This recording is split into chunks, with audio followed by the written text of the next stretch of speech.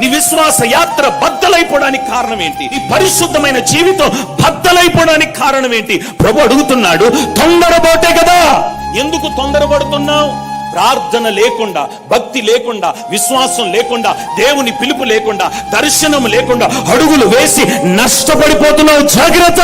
దేవుడు పిలవక ముందే, దేవుని దర్శనము పొందక ముందే, దేవుని స్వరము వినక ముందే, దేవుని యొక్క ఆజ్ఞ నీ దగ్గరికి రాకముందే తొందరపడి అడుగులు వేస్తున్నావు. ప్రభు స్వరం కొరకు ఎదురు చూస్తున్నావా? ప్రభు మాట్లాడేంత వరకు ఎదురు చూస్తున్నావా?